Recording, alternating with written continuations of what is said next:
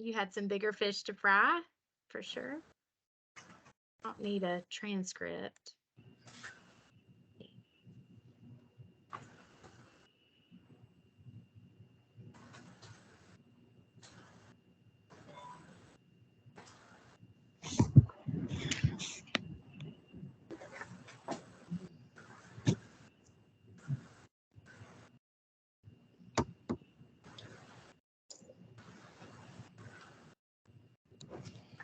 Meredith, I'll handle the lobby if you want to. Thank you. I was just trying to find it. It disappeared on me. So thank you. Hey, Josh. Okay, everyone, we'll go ahead and get started. Thank you so much for taking the time to join us today. You know, the point of having these every 6 to 8 weeks is just an opportunity to give updates and have everybody hear the same thing at the same time, an opportunity to share ideas, answer questions, talk about challenges that we're facing, and hopefully someone else on the call has figured out a way to tackle any challenges that some of us might be experiencing. Really excited to see this group expand. You know, when we started with the first cohort back in May, we had Coastal Alabama and Gadsden State and 4 employer partners. And as of October, we had 11 colleges and 1 university and over 40 something employers. We've now added 2 more universities. We've got lots of interested universities on the call today and many colleges who are planning to implement a cohort in January, many in May, and we have 1 even working for August. That'll be their next time to have somebody in 113, and they're already getting their ducks in a row for that. So really excited. Just want you to have an opportunity to meet other people from the colleges who are either implementing or working to get something started, and universities as well. I know the college system, y'all have a really tight-knit group, but this, you know, we only have a few universities at this point. So it's a great opportunity for them to be able to hear from you guys too. And also, so we have nursing faculty, deans of nursing, but we also have our apprenticeship coordinators and deans of workforce development, because as you all know, it takes a rather large village to make something like this successful. So just really grateful for all of the partnership and the network here. Okay, so I have a list of a few things that have come up since we spoke last. I love to always start with something positive. So I want to tell you guys. Summer, and then remember we offered it again in the fall. I want to tell you guys a Right. real quick little.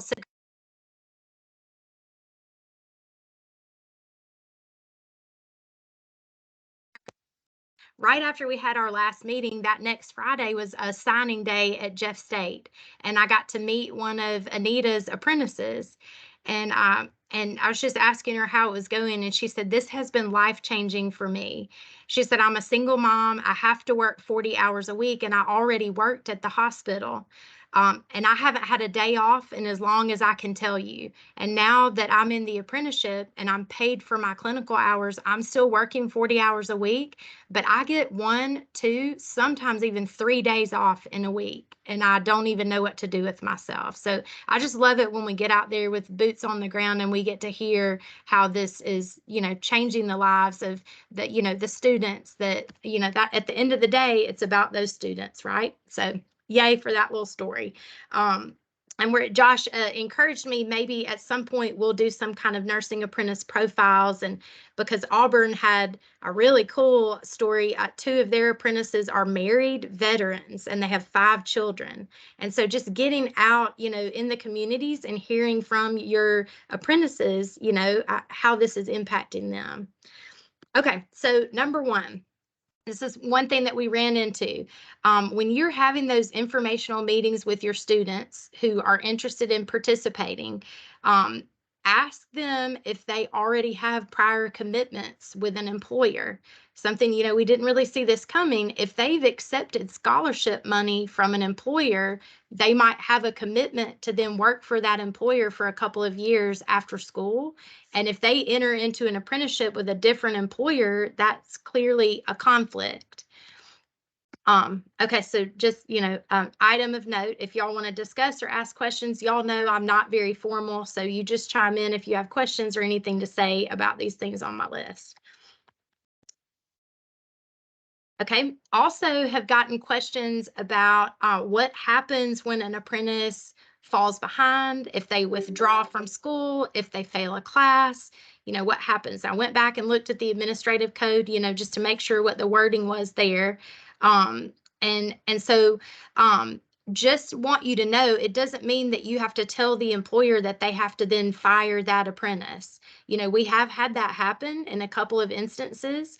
And you guys know about the last dollar scholarship. So the employer is responsible for paying for, whatever remaining balance is left for the classes. If an apprentice has to retake a class that they have failed, the employer is not responsible for paying for that. They can. We've had some employers who have said, oh, no, we've got it. We'll pay for it. We're going to help them study. So, if they want to, that's fine. But they are not required to pay for a class that's been failed and is being retaken. So once that student, fails a class and has fallen behind academically, they are suspended from the apprenticeship. They're in suspended status in the database called Rapids. That just means that they're paused. I hate how punitive it sounds, like you've been suspended from school, but it just means that they're on pause. They're not canceled. They have a chance to get back in.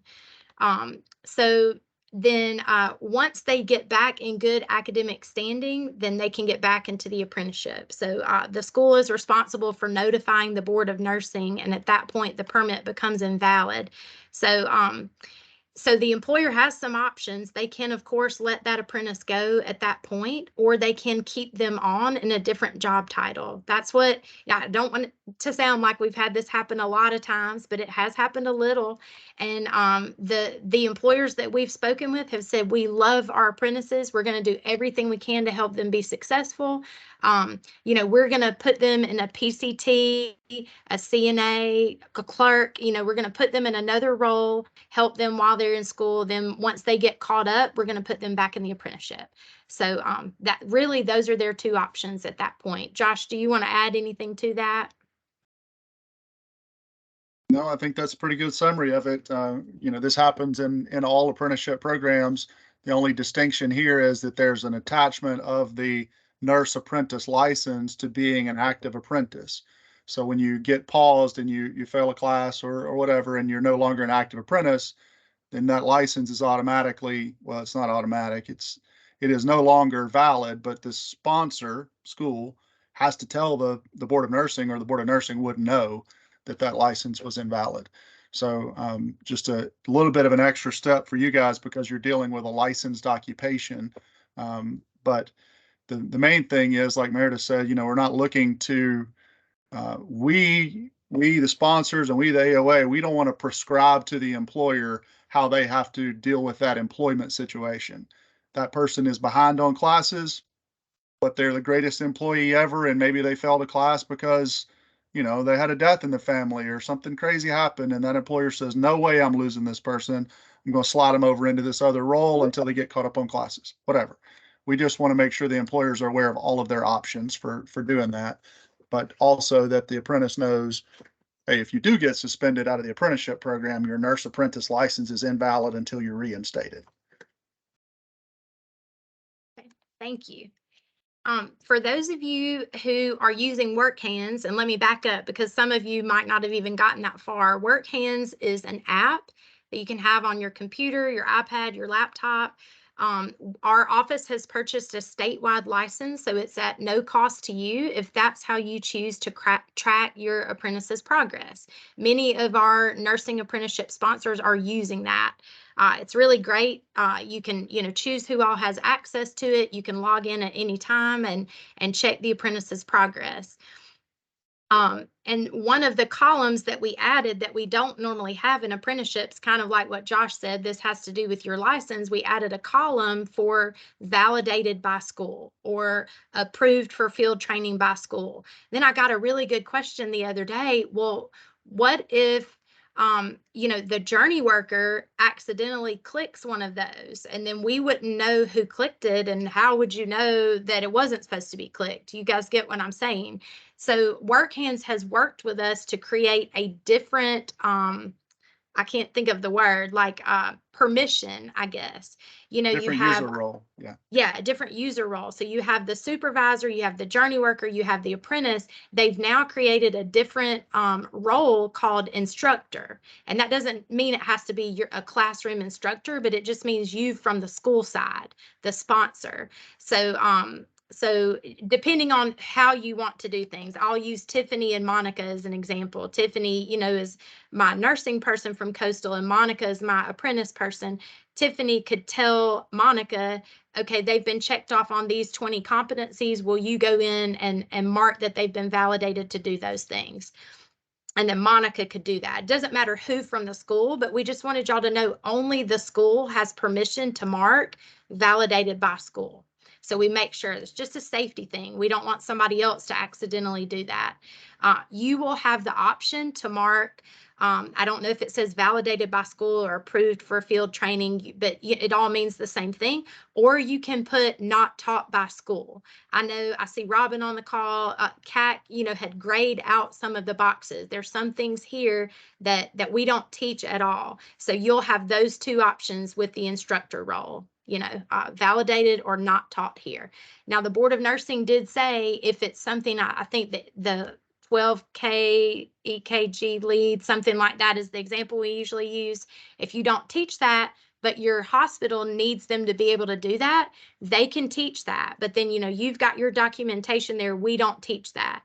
And then what the Board of Nursing said was for that competency, the instruction there at the facility has to be documented and structured instruction. They can't just turn them loose. They'd have to go through the same things that you're expecting the journey worker to do, with a lot of modeling, guided practice, and then shadowing them while they're doing it independently. Okay, so those are updates from work hands. Okay, I also got a good question about back to, okay, those are things, there are some things listed in the competencies that your typical nursing students might not ever do. You know, I've heard like, we don't even allow them to do that thing if they're in a practicum. So got an answer from the Board of Nursing. I'm gonna read this to you guys so I don't say it incorrectly. All right, on skills where there is not a theory component in the didactic instruction, if the apprentice is assigned to a journey worker specifically to work in a particular patient care setting, in this example, labor and delivery, that apprentice can be trained to perform a skill specific to that unit, for example, vaginal dilation, that is not included in didactic instruction. However, this is limited by the unit. So for instance, the employer can't float an apprentice who's hired in med-surg over to labor and delivery to train on vaginal dilation. All right, so to sum that up, only if it's in the unit, you know, I've been hired at Children's and Women's to be a labor and delivery nurse. I can learn those things with my journey worker. I'm over in adult psych. No, not at all. Okay, all right. Okay, let's see. I had a couple of things that I know Tiffany is going to talk about. All right, we are approaching Christmas break. So just a reminder, remember the apprentices are employees of those facilities. And if they want to request time off between semesters, they have to request time off just like any other employees of that facility. They are not allowed to do anything that counts toward clinical hours, of course, between the semesters. That's only during your semesters. But they can and are expected to do work hours just like any other employee. Meredith, can I chime in on that? Yeah. A lot of our apprentices, this is true across, you know, again, all industry sectors, are banking on being able to go when they're not in school and clock 40 hours a week for a few weeks, you know, and put a little money in their pocket. So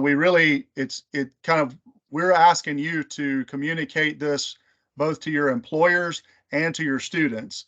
We don't want the students to think, well, one, we don't want them to think that they can't work during the break, but we also don't want them to think, oh, well, we're on break, so I don't need to report to work, and then wind up losing their job because they didn't go. That would be terrible, but I think that'll be less.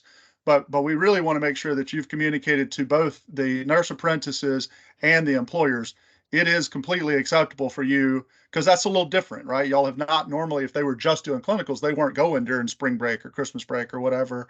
So this is probably the first, well, not probably, this is definitely the first like Christmas break that we will run into since we've started this. So communicate that that's a little different. Let them work.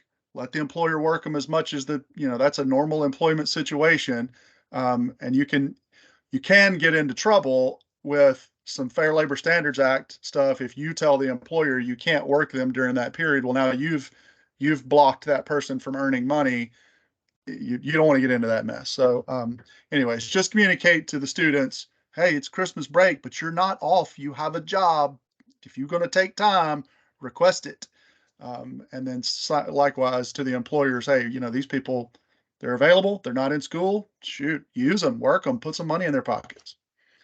And that'll help to, just more people on staff at the hospital during the holidays is always a better thing, better than less.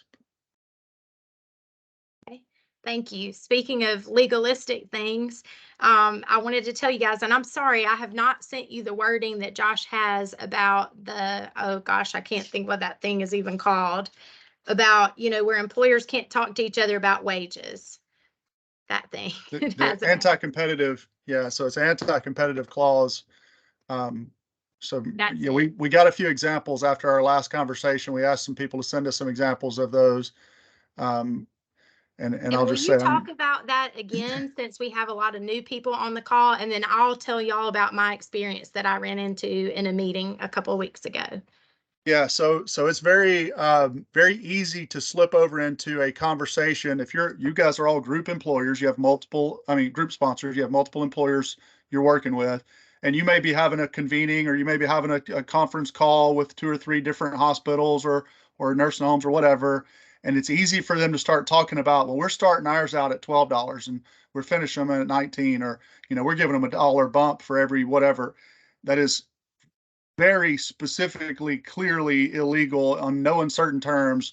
You cannot participate in a conversation between employers who should be competitors for a resource, which is these apprentices. They should be competing on wages. If they have a conversation about wages, it's considered anti-competitive behavior by the Department of Labor, not the apprenticeship people, the wage and hour people, and the U.S. Department of Justice. And so you can get into real big trouble with that. So you, as the sponsor, can do a couple of things. When you have a group of employers together, you can, just like some of the examples that Meredith will send you, like our regional workforce councils, they have a group of employers together, a bunch of automotive employers maybe. Those automotive employers are typically competitors. And so they give a disclaimer at the beginning of the meeting. We will not talk about wages or other competitive activity during this call. And if any member of the group hears it going in that direction, you're encouraged to immediately, stop the conversation, and we'll discuss if it's anti-competitive or not. You just don't want to be the one to unintentionally facilitate something like that, because it really can. It's easy to slip into when you're talking about, well, what are y'all doing, and what are you doing, and how's this working, and is this working for you? It's easy to slip into that. You got to be real careful with that. So we'll get you some language on it. And then I think Meredith ran into a real world example of that not too long ago. Not even like a group of employers. So an interested employer had asked me to come out and talk to them about, so I'm sitting with a single employer at a table, and I'm explaining how the sponsors set the floor wages. And then the lady 2 down from me says, oh, well, I texted so-and-so at so-and-so hospital. They start their apprentices at this and end them at this. And like, she didn't mean anything by that, she was just like trying to get a ballpark idea. But I realized I should have started that meeting, even though I'm only in the room with one employer, by talking about that. Or maybe when I talk about the sponsors set the wages, I need to make that clear. I about fainted, and I called Josh. I was like, what should I have done? I didn't even know what to say. So yeah, there's nothing. I mean, it happens, and you just want to do your part to try to preclude that, and basically to inform everybody. I mean, you guys understand the concept here. The idea is, what if all of the hospitals in this region got together and said, all right, let's all just agree that none of us are going to pay more than this. And so we're artificially suppressing wages in an area. And that's the interest of the Department of Labor and the Department of Justice. And I think I sent maybe on the last call, there's a pretty good little document. Even at conferences, they give some very specific warnings to HR directors and stuff like that at conferences. You'll be standing around chit-chatting. Oh, we had to bump our wages up to $17 an hour starting just to get people to come in the door. Boom, you just broke the law. You can't do that. So we won't beat on that too much, but it's something you do have to be careful of. Hey, Meredith. Yeah. We've had a couple of issues, or I have, when I've gotten emails. They want to know who is also interested in being an apprentice or apprenticeship facility, and so I really don't ever respond. I just thank them for their time because I don't even know how to handle that. I mean, I'm sure it's going to be on a list, but is that okay if we say, well, these three Well, are interested, but we don't usually publicize the employer participants. Josh, I'll let you talk on that. Yeah. So if I'm understanding your question correctly, you're having a potential employer contact you and ask who else is doing it. yes. Yeah. So I would not tell them that. Okay, I did. So yeah. good. You can say, you know, we have 6 other hospitals in this area, or we have so and so many. You can give kind of broad numbers. And as far as all of that goes, you know, when you're marketing to your students and you're doing hiring days or interviews that y'all might set up, or you're handing out that pool of eligible applicants, that information is going to be available on the sheet that the apprentice fills out and says, I'm interested in applying here, here, here, and here. So it's not secret, but it is not something that, like, even for my office, I get them all the time. I get, you know, people in the regional workforce councils will send us a request. Hey, tell us all the employers in our region who are participating. No, we don't do that because the sponsor is the one running the apprenticeship. So all communication about that should be sent to the sponsor. So if they have questions about running it or joining it or whatever, they should be coming to you.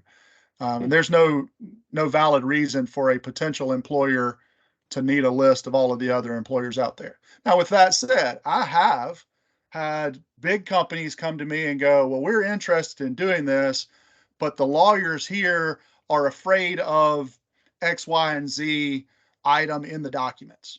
So I'll say, okay, let me get you somebody that's from a company like yours, and I'll put your lawyers and their lawyers together, or I'll let y'all talk. But when I go to do that, I'm reaching out to, I'll tell y'all, for example, we had, we'll just say a big automotive employer who wanted to do an apprenticeship, but their lawyers were hung up on this one thing.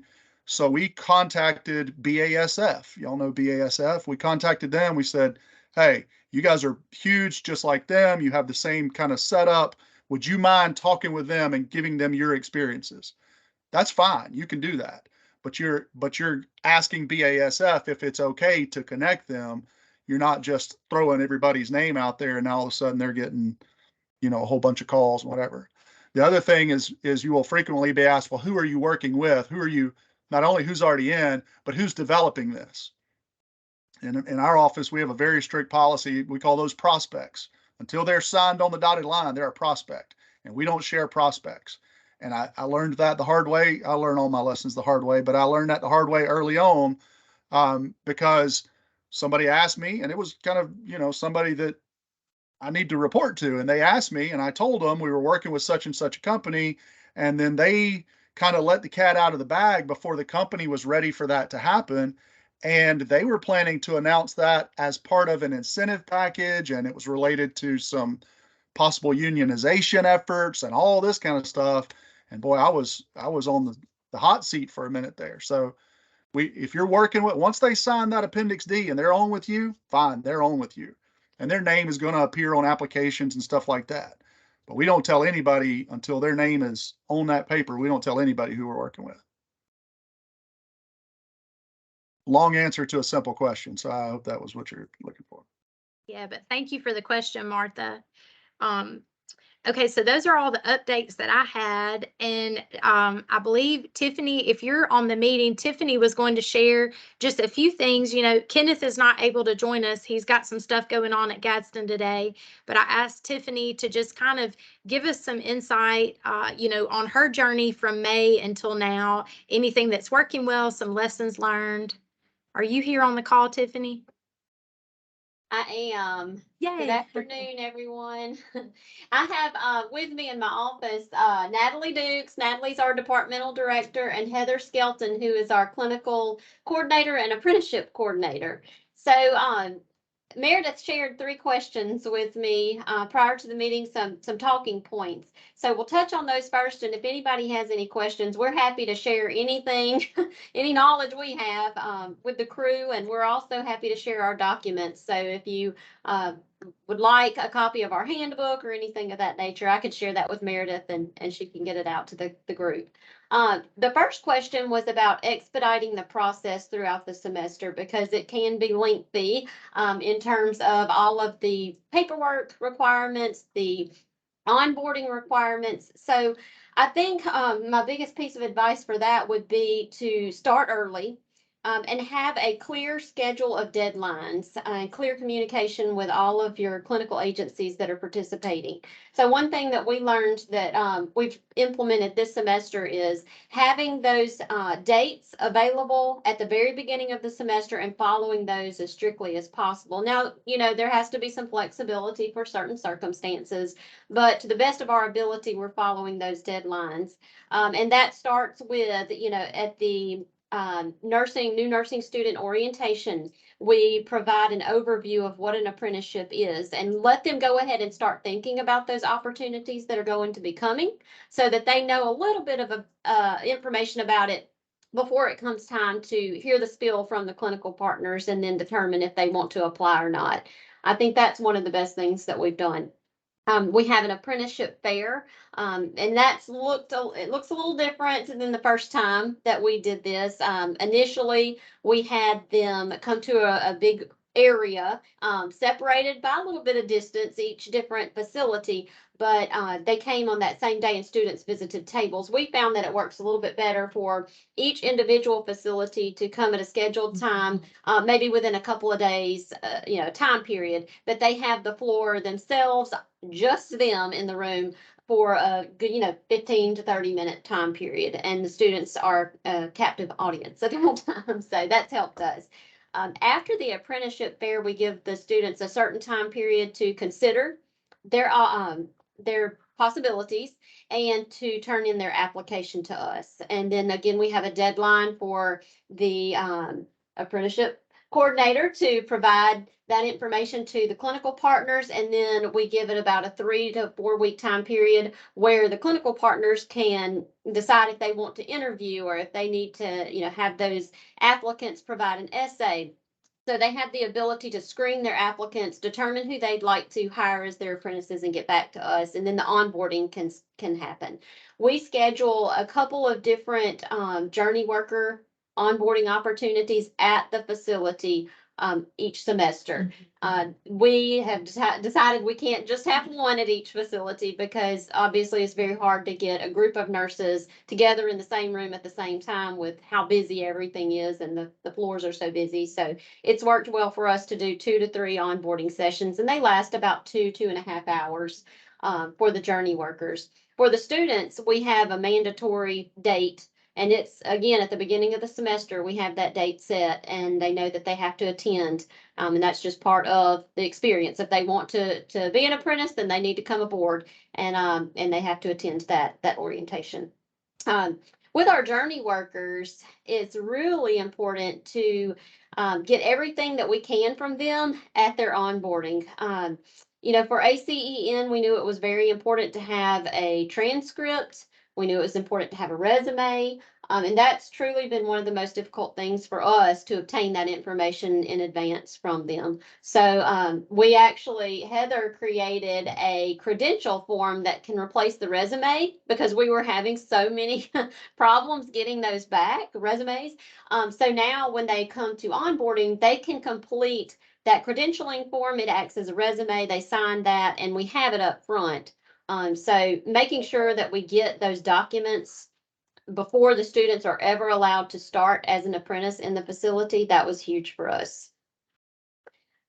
Let's see. Another question that Meredith presented was letting go of control. And I'm not sure we've completely done this, but, and I'm not sure we intend to, but, Oh, no, I think, didn't mean totally. You know what no, I mean. I know, I know. I it's a I joke. hear that over and over that that's a Yeah. challenge, right? It So is, I it guess is. it must be. Yeah, it is. So, one of the things I think that has worked towards our benefit is we've always had a full-time instructor oversee clinicals.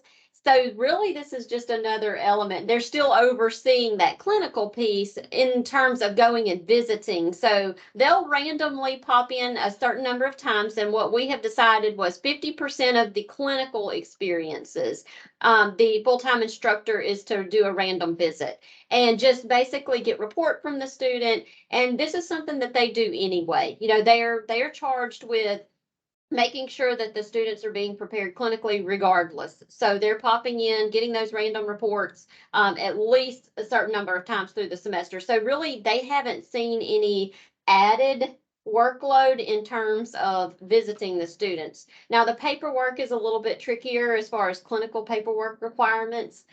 We are using basically a little algorithm. You know, if you have this number of students in your class and this number is traditional, this number, you know, it's participating as an apprentice, then we may have a clinical adjunct member also assigned to that apprentice group. So again, it just kind of depends on the numbers, how many full-time instructors are associated with that course. So it doesn't look the same across the board. It just is dependent upon the objective situations, right? What else, Heather? What do you have to add? I know you mentioned it's been challenging to get resumes and transcripts, so we sort of make that like the ticket to get into journey worker orientation training. You have to have your resume and your transcript in hand.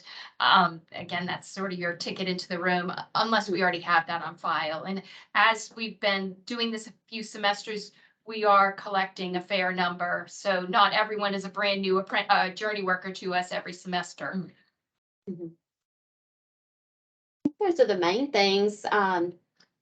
Well, and we talked about, y'all mentioned control and trying to give a little bit of that up. Part of that is, you know, the handbook that we've created for our journey workers too. We gave them situations, we gave them scenarios, we gave them, you know, some ideas of how to communicate with the students and what we consider truly clinical education, some things to talk to them about, you know, at the end of the day and things like that, some different questions to spike that critical thinking while they're at clinical.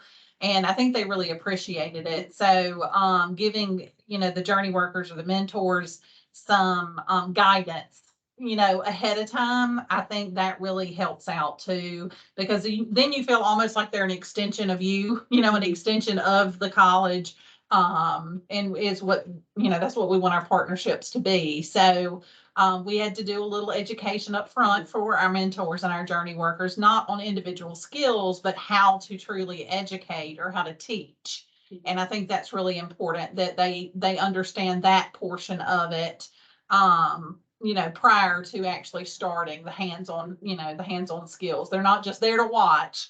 They still have to, you know, question them about rationales and like I said, the critical thinking piece in it. Yeah, and the handbook delineates roles. You know, it defines them, who is responsible for what at what time. And I think that was really important for us because we, in the early stages, we had several people doing the same thing. And I think, you know, you want the right hand to know what the left hand is doing and so forth. So that was really helpful for us, the handbook. And, you know, students have to, when they're onboarded, they have to sign that they've received all of this information, that they understand it. And so we do have that documentation where, hey, we did review, and the journey workers as well, they sign into their onboarding day and they initial that they've, you know, been taught each of these different aspects of the process and the role. I think having one point of contact on the sponsor side of the house, if you possibly can, and just pulling the apprentices in, you know, unofficially or officially for, you know, 10-minute check-ins. I have learned so much from those check-ins, you know, their problems, their challenges that they might not tell the course instructor or their journey worker. But when I pull them together and It's again, unofficially, it's just a wealth of information that I get. So don't underestimate the power of these brief check-ins with the apprentices. Yes. I will say that is that you just said is 1,000% best practice material right there. We tell every apprenticeship program across the state the same thing. Those check-ins, and it's a requirement for compliance with running an apprenticeship program, but it's a requirement because it gets you exactly the kind of information you're talking about there. So definitely, I just want to vote that up. Tiffany, I don't know if y'all see in the comments in the chat, there's a couple of questions there. Lynn and Marina have a couple of questions that you guys could probably address. Okay, I see the one about the credentialing form and the handbook, and we will certainly share both of those. Does the full-time instructor follow the student for the entire program, or does the instructor in each course visit their apprentice students? So right now we're doing the instructor in each course, the full-time instructor for each course. The way it's set up, many of our courses, the same instructor teaches that course over and over again. So the student, as they progress, they may have a different instructor each time, which I think is nice in a way. They have, a fresh set of eyes, new ideas. So I think that's worked out well for us so far. It's very much like our practicum, how the instructors pop in, they check on the students when they're in practicum in 221 or 115. We've always had that set up, so we kind of modeled it after that. Well, they can also see the progress and make sure that they're progressing at the same Right. level that the other rest of the students, students. the traditional students are progressing too, to make sure that they're getting that same Right, level of education. level of care. And that's a great Okay. point, because as we are treading some new waters, we want to make sure that they're prepared for NCLEX, and that, when we put them up against our traditional students, and we're looking at our measures, that we're able to get a clear picture of, are they performing at the same level or better? And so far, so good. The feedback has been great. The scores have been on some of our tests, the general tests that we use, ATI, that kind of thing. The scores are looking good and very comparable between each group. I see another question. Are you training the journey workers every semester for a different course? So yes and no. So if a student is hired in, for example, in 113, and they're hired in on a med-surg floor, so we're not necessarily training them again when they hit 114, but they are provided with syllabi. They're provided with an overview of the course objectives, but we're not going back through the whole onboarding process. I guess you could call it updating as new semesters start. Now, for those who are maybe in OB, so the student, I'll give you an example. We have one large facility that has all of the different areas of nursing care at the facility. So they are employed by maybe a med-surg unit, but for 114, they're spending 2 days with another journey worker on the OB floor. So that journey worker has to go through the same onboarding and so forth that the original one did. So if they are a journey worker, they have to attend an onboarding or orientation session at least one time. And we're talking about, how does this look? Do we do yearly sessions that are refreshers? So I think that's yet to be determined. That's where we're kind of headed. We don't want to say, okay, you've been onboarded once this fall and we won't see you again. We want to be able to give updates. So we're looking at some mandatory refreshers. That's how we handled it. Chime in on that, Tiffany. One thing on the NCLEX part you mentioned, and I've heard y'all say that the NCLEX is changing, and I would just say, I know you all are always focused on and concerned about your NCLEX passing rates for your school's reputation and accreditation and all of that kind of stuff. And this is one of those things where the employer, though, is also invested in this. I mean, they're writing a check, right? And not only are they writing a check, they're hoping to have this person as a usable full-time employee at the end of this deal. So they are at least equally invested in that individual person's passing the NCLEX. So at any point, if you start to have concerns that they're working too much, or that the journey worker isn't, whatever it is, anything that you might be, afraid is hampering that, I think the most effective way to address that is by telling that employer, hey, we're afraid your person is not going to be successful if this and this don't get supplemented, or if this and this doesn't stop happening, or whatever it is, because they're thinking about it from their point of view. It's just as critical to them that they pass. So And I'm glad you said that. That is absolutely true. And we're finding that they're holding them accountable. They're Yeah. wanting updates on those test scores and such. They're holding them accountable. And I think the student feels that responsibility for the employer because they have more, they have that employer-employee relationship as opposed to I'm a clinical student that's a guest in your facility. So that is exactly. definitely a good point. And we're finding that that's helped. And they're offering, many of them are offering tutoring services. They've offered review courses at the end if the students need it, if we feel like the students need that extra little push before the NCLEX. So it has truly been a partnership so far. I'm anxious to see how NCLEX scores go, and can't wait to report back, our initial findings. We're keeping all the data, the numbers. I'm a numbers geek, so that's the most interesting thing to me. So I would also just tell y'all that we are in the upcoming calendar year planning a couple or possibly a series of employer convenings, sort of the equivalent of what we're doing here. I'm thinking about doing those actually in person, maybe like a North Central South or something like that, so that we can have essentially this same kind of conversation from employers, because they're asking questions that other employers could probably answer better than us, and maybe even asking stuff that I got one when we were up at Jeff State, and they asked me, "Hey, how are the other hospitals billing these hours?" It's like, I don't even know what you're talking about. And then the two hospitals started talking, and away they went, and they had this all sorted out.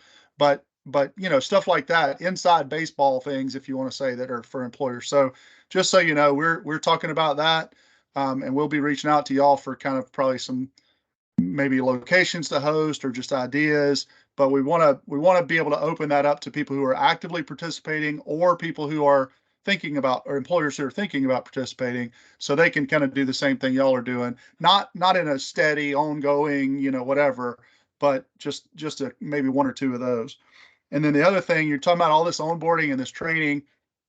We have an RFP that we posted today. It probably won't be visible on the state site until, I don't know, a couple of days. It's going through state purchasing. But we're putting out an RFP to hire a contractor to create some training videos, a library of training videos that you and any other employer or any other sponsors will be able to use to expedite these kind of things you're talking about. So journey worker onboarding training, or an apprentice onboarding training video, or whatever. Because y'all's little click here is so big, we're going to carve out some of those once we get the RFP back and we find out who the vendor is going to be and all that. We're going to carve out a certain portion of that that'll be specific to your industry. So we'll be coming back to you. That RFP is set to close, I think, at the end of January.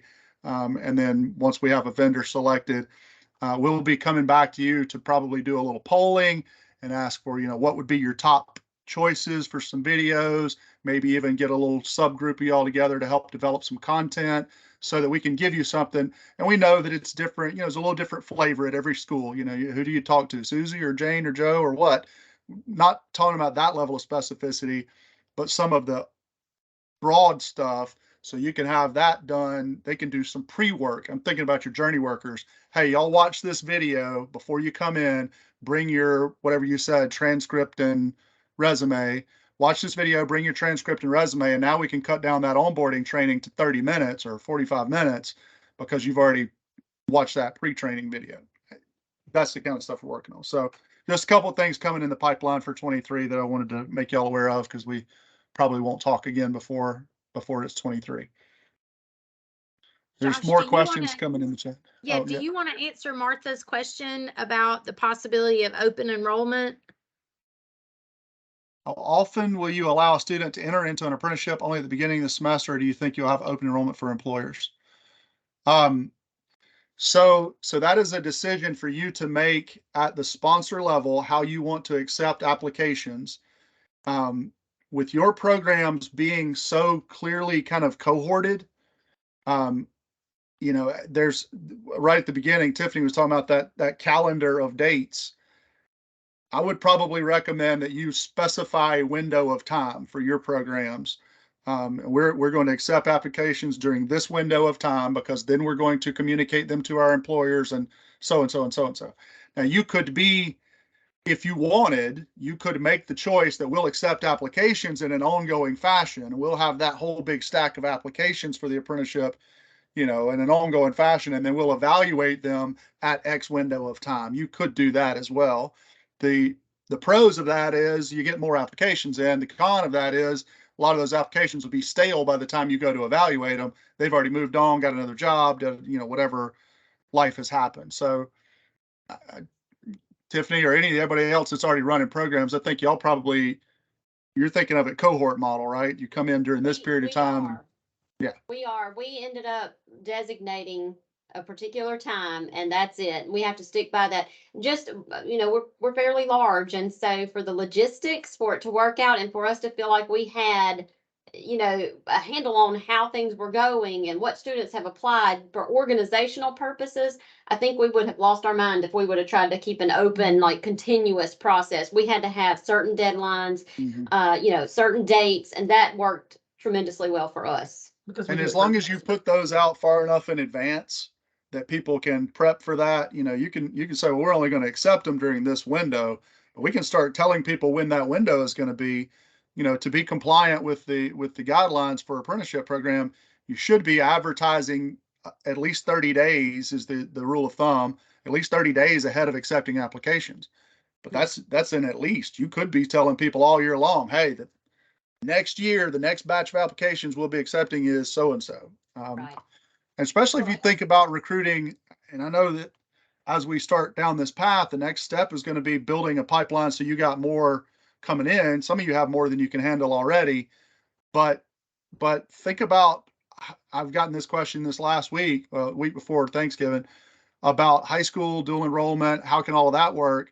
Well, they're not going to get into your nursing program while they're in high school, right? But they could certainly have everything else knocked out, all that prereq stuff before they graduate from high school and roll straight into you in the fall. That means that we need to make sure, or the summer, I guess, if that's going to be a thing, then that school, the K-12 school, has to know well in advance, hey, these are the deadlines, this is the application outline, this is the way it looks and that kind of stuff, so that your senior counselors and your career tech healthcare teachers and all of that are familiar with it. So I know we're running off down a rabbit trail, but to your question, Martha, I think that's the advantage of having that specific defined period. Everybody can be on the same page. We know this is when that's going to happen. Predictability, so that when you start doing multiple sources of talent pipelines coming in, it's everybody knows it's this window. And I think just ability to keep it organized. That's what appeals to me. Well, and if you have a big school with a lot of applications, okay, well, that makes sense. You need that. But if you have a small school, that also means that the one person is probably wearing all of the hats. So it's just, it's as critically important for the small school dealing with it too.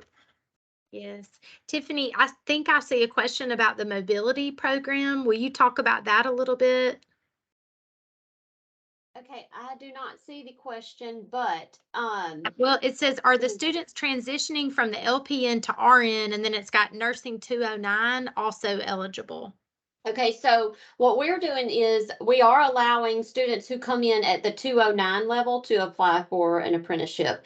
If they come in 211, we have decided not to, because the time that it takes to onboard, they don't have enough time for it to meet the criteria to be an apprenticeship. So we felt like it was definitely going to work better with coming in 209. They can apply. So there are 2 points that students can apply for a nursing apprenticeship here. It's during 112. So we again let them know about it during their orientation, their new nursing student orientation that happens right before the semester begins. They can apply that semester and start the following, or they apply during their 209. We get all of their onboarding stuff done and then they start. But yes, so those are the 2 times that they can come in. Well, we found with the 211 mobility students, so if they're coming back within that first year, you know, they only have 2 semesters. If you look at the competency list, it's very difficult to show validation in the lab if they're coming back into mobility straight into 211.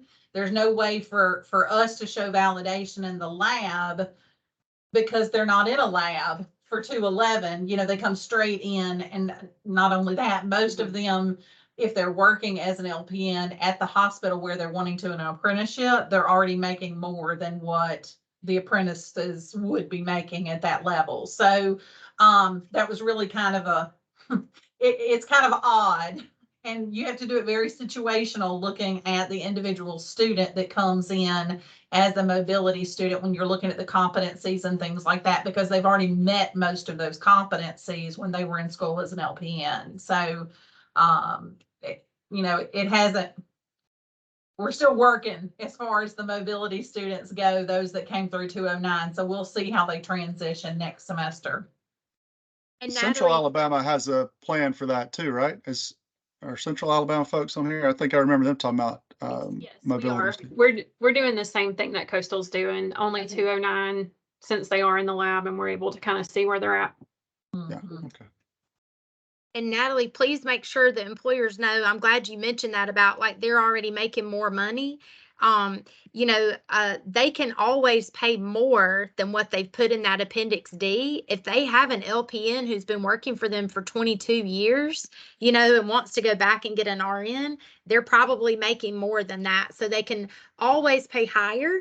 But what will print out on their 671, that apprentice agreement, is those wages from their Appendix D. And so what I've encouraged employers to do is you give them in writing what their pay scale will be. It just has to be higher than what it's spelled out in all these intervals.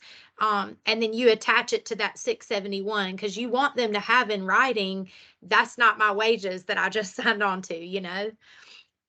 So You that also, definitely. Mhm. you also do need to point out to them that, and you mentioned about the competencies, they do have to give a bump.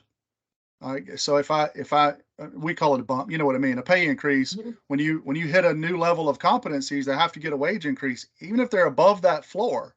And it doesn't have to be much. I mean, it technically could be a penny. But the law requires that they have a progressive wage built into the apprenticeship.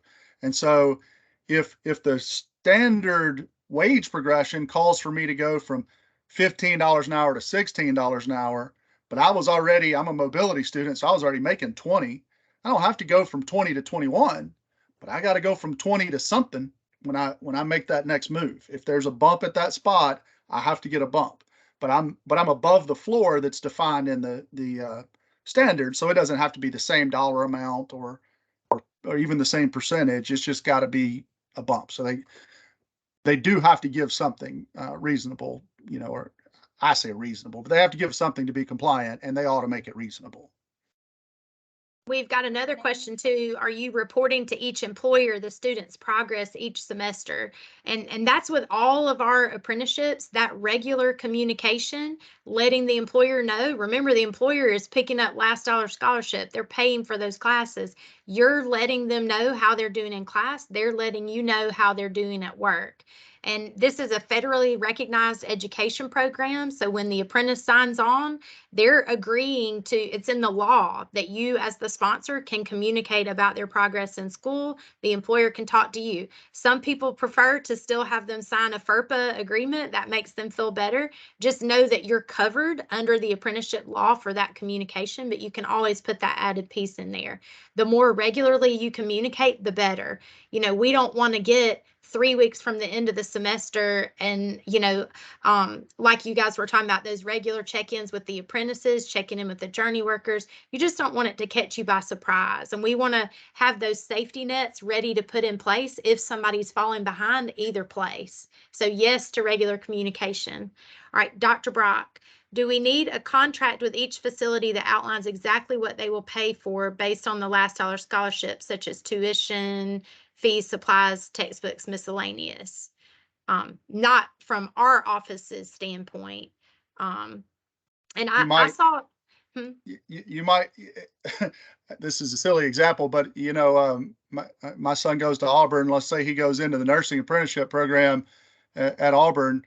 He can charge his football tickets to his school bill, right? So obviously his hospital would not be responsible for paying for his football tickets, even though it came on a bill from the university. So if that would make you more comfortable working that out with a little standardized MOU or something like that everybody signed, then you can do that. That's not a requirement for the apprenticeship program. But when you say things like, books and supplies and tuition and all of that, if it's related to taking the courses, it's part of the cost of taking the courses, then it needs to be covered by that employer. It's not just tuition, because we all know that books can add up to be as much as doggone tuition sometimes. So it is things that are directly related to the cost. Now, if they add on student government participation fees and all that stuff, that's something elective that the student's planning to do on their own, then the employer's not responsible for paying that bill for football tickets or whatever. I'm going to skip a question, Josh, because another one came in that relates to what you're talking about. Does that include background checks, drug screens, and vaccine status? So if the background check, drug screen, vaccine status stuff is part of what they would have to do to be in your nursing program anyway, then yes, that does include that. Do you guys all give drug screens for all of your nursing students? Is that common?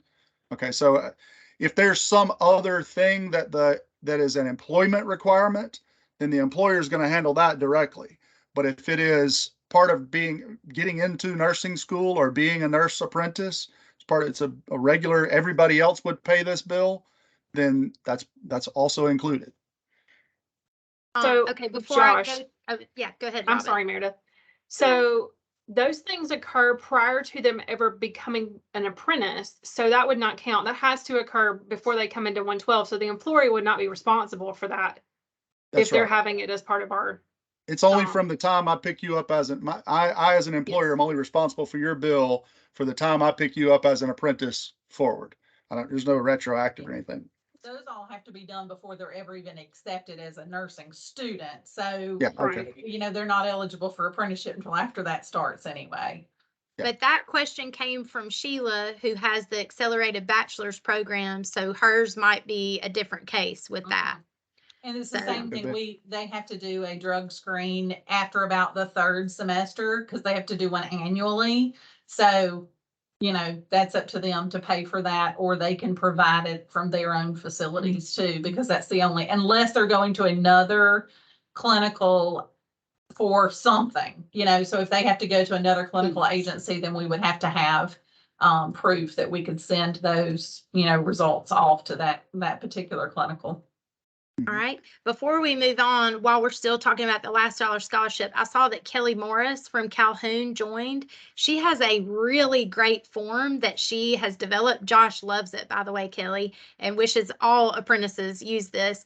But it's a form for employers about that last dollar scholarship. So I will send the recording of this email out to everybody. And then Tiffany, if you and your team will reply and share those documents that you've talked about, and Kelly, I would appreciate it so much if you would share that document. And then that way, if you guys have questions about how you use it, you'll have Kelly's contact information and she can tell you about it. But it's really great to use with that last dollar scholarship. All right. When are you scheduling in a signing day to market the program? I ain't coming to no more signing days. I'm done. I can't do any more pictures. I can't. Yes, we love a signing day. Does anybody want to answer that? Like when you think is the best point to schedule the signing day? For us, we've scheduled signing events after everything is basically done. The 671 is really signed, the true version of it. So ours, December, first week or two in December, I think, is what we were hoping to have for this semester. So. Okay. And Martha asks, are any of you using your HR department to assist with journey worker credentialing? Who is keeping up with all of the documentation? Who does that? Oh, that's Heather. So it's good to have a person designated to do that, usually part of the nursing faculty who does that. Okay. All right, so Dr. Brock said, back to her previous question, Josh, about last dollar scholarship, our business office needs to know what the responsibilities of the employer are. Yeah, so I mean, you could develop an MOU or just a straight up list for if the employer and the school don't need some kind of agreement, you can just have a list to give to your business office. That's up to you to handle. But ultimately, and I know this sounds like an oversimplification, but if it's a cost related to taking the nursing program, then it's a cost that the employer is responsible for. If it's extraneous stuff, obviously, like I keep giving the example about football tickets, but if it's extraneous stuff that is optional, then the employer is not responsible for paying that part of the bill. And you might also want to help your, explain to your business offices that this is last dollar. So before we invoice the employer for that bill, for the leftovers, apply the Pell, apply the GI Bill, apply the WIOA, apply the whatever else, and then send the last dollar bill.